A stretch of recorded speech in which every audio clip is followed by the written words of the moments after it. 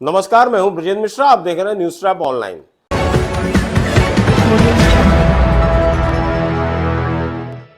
खाली पड़ी बेशकीमती जमीन अथवा मुर्दों के वारिस बनकर जमीन हड़पने के खेल का पर्दाफाश हुआ है। और यह खेल आज से नहीं, वर्षों से चल रहा है। लेकिन जब इस तरह का रैकेट, इस तरह का गिरोह अगर पकड़ा जाता है तो उसे वास्तव में एक सफलता मानी जा सकती है। जमीन हड़पने का खेल आखिर एक गिरोह कैसे खेलता है, यह हम आपको समझाते हैं।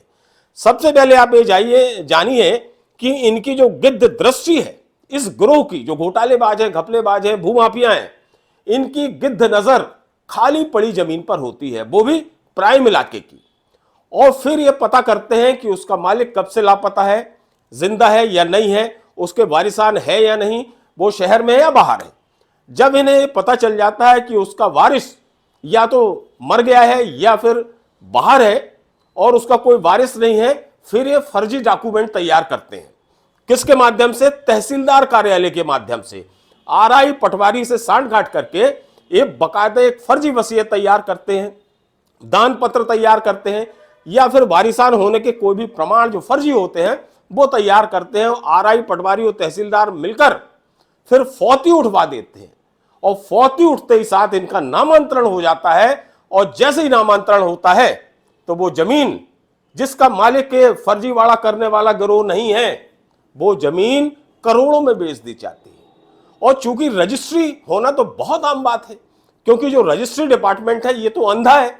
इसे तो सिर्फ रेवेन्यू चाहिए, इसे तो सिर्फ स्टाम्प ड्यूटी चाहिए, इसे कोई कागजात चेक करने की फुर्सत नहीं है, ना आधार कार्ड, ना पैन कार्ड, ना कोई वेरिफिकेशन। और तो और रजिस्ट्री में जो खसरा लगता है तो वो गिरोह या रजिस्ट्री कराने वाला जो भी खसरा लगा देता है, उस खसरे की भी जांच रजिस्ट्री का डिपार्टमेंट नहीं करता कि ये कहीं खसरे की फोटोकॉपी तो नहीं है, ये तक नहीं देखता।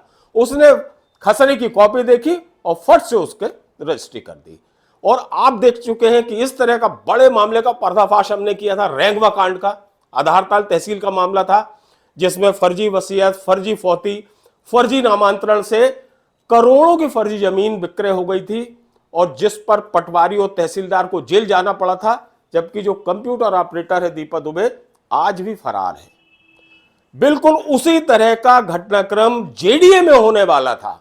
हम तो बधाई देना चाहेंगे जेडीए के सीईओ दीपक वैद्य को और अमित धुर्वे के साथ साथ अजय सिंह को कि इन तीनों की तत्परता ने फर्जीवाड़ा गैंग के एक सदस्य को पकड़ लिया।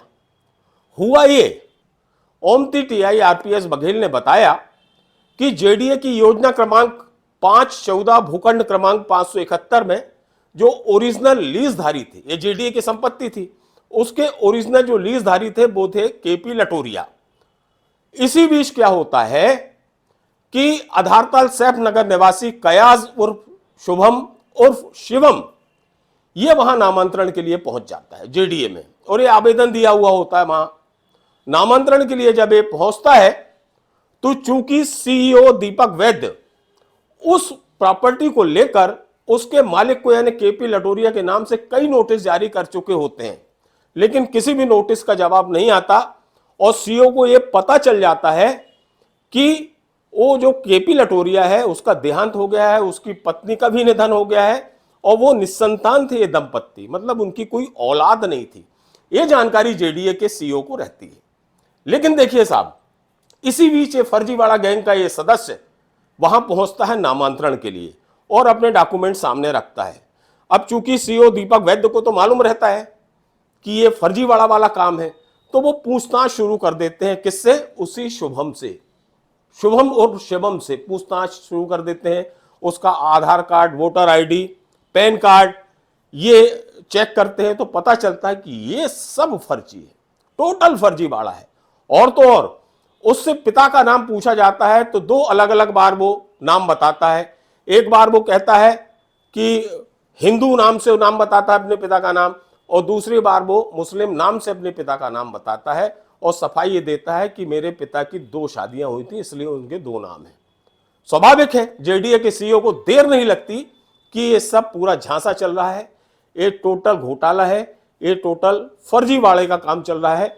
इसी बीच पुलिस को बुला लिया जाता है और पुलिस उस आरोपी को, शुभम उर्फ शिवम को गिरफ्तार कर लेती है और थाने ले जाती है।